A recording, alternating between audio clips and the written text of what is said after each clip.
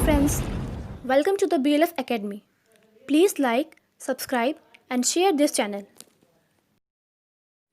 नमस्कार दोस्तों, कैसे हैं आप सब। आज हम लोग जो है 12th क्लास की बिहार बोर्ड की जो बुक है रेनबो 2, उसका जो है पोएट्री सेक्शन से जो पहली पोएम है sweetest love I don't want to go, sweetest love I don't go, ओ मेरी प्रियतमा मैं नहीं जाना चाहता हूं, जिसे मिस्टर जॉन डोने ने लिखा है, इसी कविता के बारे में आज हम लोग चर्चा करेंगे।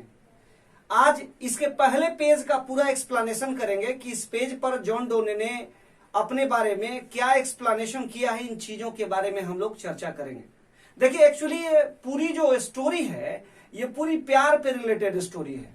प्यार मोहब्बत जो यंग एज में जो लोग करते हैं आपस में, उसी से रिलेटेड ये जॉन डोने की स्टोरी है। इसी स्टोरी को मैं बताऊंगा, लेकिन उससे पहले मैं आपको कुछ लाइन्स समर्पित करता हूं जो जॉन डोने की ओर से है, कह सकते हैं। हालांकि ये लाइन मैं बोल रहा हूं जॉन डोने की ओर से। वो लाइन क्या है कि रात क्या ढली सितारे चले गए, गैरों से क्या गिला जब अपने चले गए। रात क्या ढली सितारे चले गए, गैरों से क्या गिला जब अपने चले गए। जीत तो सकते थे हम भी बाजी प्यार की, मगर उनको जिताने के लिए हम हारते चले गए। This is called real love.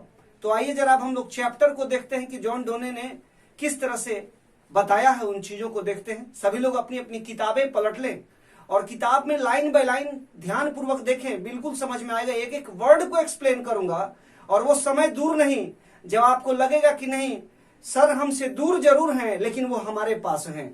और आप जो है वो हिंदी फिल्म का गाना नहीं है, पल पल दिल के पास तुम रहते हो, पल पल दिल के पास तुम रहते हो, सेम उसी फंडे से आप पढ़ते चलेंगे। आइए जरा किताब आप लोग पलटिए और हम शुरू करते हैं, है ना। चलिए ठीक है। वो आपका है sweetest love I don't go. Sweetest मतलब ये सुपरलेटिव डिग्री है, स्वीट का स्वीटेस्ट हो गया, स्वीटेस्ट लव यानी मेरी प्रिय प्रियतमा, आई डोंट गो मैं नहीं जाता हूं या मैं नहीं जाना चाहता हूं। लिखा किसने इसे? जॉन डोने ने लिखा है। एक्चुअली ये प्यार मोहब्बत वाली जो कविताएं हैं, इनकी रचनाएं जो है 1600 ईस्वी से शुरू हुई और 1600 से 1700 ईस्वी के बीच में हुई। तो आइए जरा इस चैप्टर को देखते हैं। जॉन डोने 1572 1631 1572 में इनका जन्म हुआ। कहाँ जन्म हुआ था? तो इंग्लैंड में जन्म हुआ था और 1631 में ये गुजर गए। द पायोनियर, एक वर्ड देखिएगा वहां पे लिखा गया है द पायोनियर। पायोनियर माने होता है पथ प्रदर्शन करने वाला। पायोनियर का मतलब क्या होता है? पथ प्रदर्शन करने वाला। Of a new kind, new kind मतलब नए तरीके का। ऑफ लिरिकल, LYRICL, लिरिकल मतलब होता है काव्यात्मक। एंड सैट्रिकल, सैट्रिकल एक वर्ष, सैट्रिकल वर्ष लिखा है। सैट्रिकल वर्ष का मतलब होता व्यंग्य वाली कविता। यानी लिरिकल मतलब होता है भावनात्मक, काव्यात्मक, और व्यंग्य वाली कविता को क्या बोलते हैं? सैट्रिकल वर्ष बोलते हैं। कॉल्ड मेटाफिजिकल, यहाँ देखिए ये वर्ड दिख रहा है मेटाफिजिकल। तो मेटाफिजिकल का मतलब होता है सैद्धांतिक या अभौतिक। वॉज बॉर्न, ये पैदा कहाँ हुए थे? In London. कहाँ पैदा हुए थे? लंदन में। इनटू ए प्रॉस्पेरस, प्रॉस्पेरस माने होता है संपन्न, प्रॉस्परस क्या होता है? संपन्न, धनवान। Roman Catholic family, Roman Catholic family ने रोम में जो कैथोलिक फैमिली था, कैथोलिक एक रिलीजन होता है क्रिश्चियन सबका, उस फैमिली में इनका जन्म हुआ था। और फिर ट्रेडर, व्यापारी के घर में एट अ टाइम, उस समय। मतलब आप जॉन डोने को अगर देखते हैं तो जॉन डोने इंग्लैंड के एक बहुत अच्छे व्यापारी वर्ग के परिवार से आते थे। इनका परिवार काफी धनाढ्य था। व्हेन इंग्लैंड वॉज, जब इंग्लैंड को एस्टेंचुअली, एस्टेंचुअली का मतलब यहाँ पे होता है, एस्टेंचुअली एक वर्ड कट्टरता पूर्वक, एस्टेंचुअली का मतलब क्या होता है? कट्टरता पूर्वक।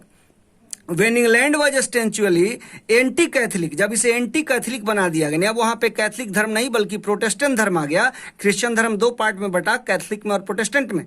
तो कैथोलिक हटा और प्रोटेस्टेंट आ गया।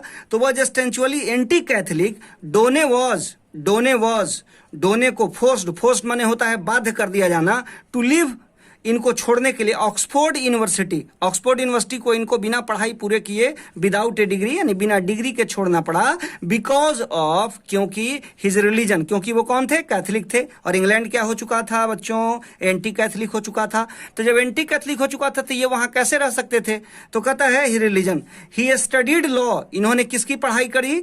लॉ की पढ़ाई करी। एंड रीड थियोलॉजी, थियोलॉजी मतलब होता है धर्मशास्त्र, यानी उन्होंने धर्मशास्त्र की पढ़ाई करी। ही कहता है ही ऑल्सो पार्टिसिपेट, इन्होंने भाग लिया, पार्टिसिपेट माने होता भाग लेना, इनटू ए 2 नेवल एक्सपेडिशंस, इनटू ए 2 नेवल एक्सपेडिशंस का मतलब होता है 2 नौसैनिक अभियानों में इन्होंने भाग लिया, एंड बिकेम, जल्द ही कहता है सेक्रेटरी, सचिव हो गए, इनटू ए पावरफुल नॉवेल, एक बहुत पावरफुल आर्मी के जो है वह सचिव हो गए, ए जॉब ही लॉस्ट, एक जॉब जो इन्होंने खो दिया, व्हेन ही वॉज ब्रीफली, जब इन्होंने चुपके से सेंट टू प्रिजन, कहता है ब्रीफली इनको छोटे समय के लिए जेल भेजा गया, for a secretly marrying, secretly marrying का मतलब होता है कि चुपके से शादी करने के लिए, पैट्रन्स नीस, यानी अपने पनाहदाता जो अपने मामा लगते थे या चाचा लगते थे उनकी भतीजी से शादी करने के चलते इनको जो है अपनी जॉब भी क्या करनी पड़ी, छोड़नी पड़ी। इन 1615 में एट द एज ऑफ 42, यानी 42 साल की एज में डोने एक्सेप्टेड, डोने ने स्वीकार किया ऑर्डिनेशन, ऑर्डिनेशन मतलब क्या, इन्होंने जो है ऑर्डिनेशन स्वीकार किया। अब देखिए यहाँ पे एक वर्ड आया है, बड़ा इंपॉर्टेंट वर्ड आया है, उस वर्ड का नाम क्या है, ऑर्डिनेशन। ऑर्डिनेशन का मतलब था अभिषेक, यानी इन्होंने चर्च का जो है अभिषेक करा लिया अपना, इन द एंजिल्सियन चर्च, एंजिल्सियन एक चर्च है वहां का, जिस चर्च में इन्होंने धर्मोपदेश की शिक्षा ली, एंड सून बिकेम, और जल्द ही one of the greatest preacher, उस समय के बहुत बड़े उपदेशक हो गए, ऑफ हिज टाइम, उस समय के प्रीचर माने होता है उपदेशक, इन लव, लव माने होता है प्यार में, लिरिज्म, अब देखिए लव के बाद लिरिज्म मतलब होता है भावनात्मकता, डोने ब्रोक, डोने ने तोड़ा, कंप्लीटली पूरी तरह से, विथ द पेट्रेचन ट्रेडिशन, पेट्रेचन ट्रेडिशन का मतलब होता है पेट्रिचन परंपरा को, इंट्रोड्यूसिंग परिचय देते हुए, एन इंटेलेक्चुअल, इंटेलेक्चुअल का मतलब बुद्धिमत्ता से भरा, एंड कोलोक्यूअल टोन, देखिए यहाँ पे एक वर्ड यूज किया कोलोक्यूअल टोन, जो बोलचाल की भाषा होती है, इन्होंने ऐसी भाषा लिखी जो बोलचाल में यूज होती है, तो intellectual and colloquial tone,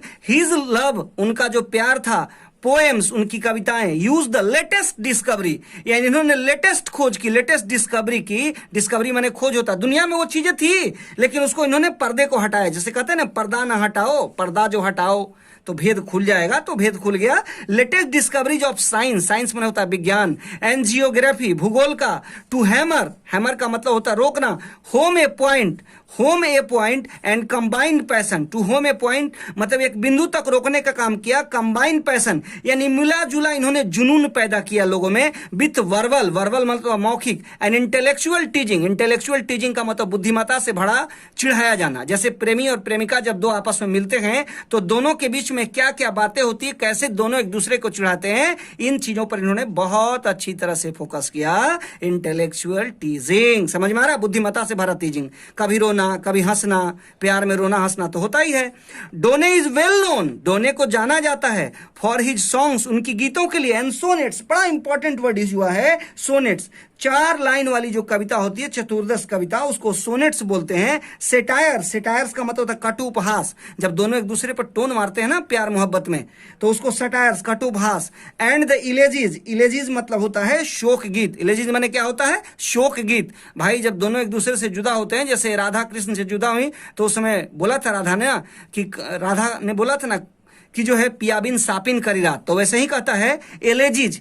and sermons, sermons का मतलब होता है धर्मोपदेश, इन्होंने धर्मोपदेश पे चर्चा की। जेन्युइन पोएटिक फीलिंग्स, यानी जो एक सही में प्रेमी और प्रेमिका के अंदर जो सही फीलिंग्स होती है उसको इन्होंने अपनी कॉपी कलम के माध्यम से उतारा। हास मेटस स्ट्रेंड, स्ट्रेंड मतलब होता है यहाँ कृत्रिम, एंड हिम्जिकल इमेज, इन्होंने एक मनमौजी कल्पना की लेकिन वो सही की कल्पना थी। आज भी जब आप उसको पढ़ते हैं तो आपको लगता है ये आज की कल्पना है। कैरेक्टराइज, चरित्र चित्रण करते हैं ऑल हिज पोएटिक क्रिएशंस, यानी उन्होंने जितने भी पोएटिक क्रिएशंस की, उन पोएटिक क्रिएशंस की आज भी चर्चा करते हैं। मतलब कुल मिला के जॉन डोने का प्रेम, जॉन डोने का काव्य के प्रति प्रेम, जॉन डोने का पद के प्रति प्रेम कलम से ऐसे उतारा गया है जिसे आज का युवा भी पढ़ता है तो उसे अपने प्रेम की असली झांकी उसमें दिखती है। यही रीजन है जॉन डोने को इंग्लैंड का सबसे सक्सेसफुल पोएट माना जाता है। आज हम लोग इतना ही पढ़ेंगे, इसके आगे फिर हम लोग अगले क्लास में इस चैप्टर को पढ़ेंगे, फिर समराइज करेंगे। तो आज के लिए इतना ही आपके लिए, आप इसको अच्छे से बार बार देखें, बार बार समझें। कहीं अगर कोई परेशानी है तो हमें बिल्कुल कमेंट बॉक्स में डालिए जिससे कि हम उसकी परेशानी को आपको दूर कर सकें। और हाँ, ध्यान दीजिएगा, मन लगा के पढ़िए। तब तक के लिए thank you, have a nice day, good day everybody. Thanks for watching this video. Please like, subscribe and share this channel.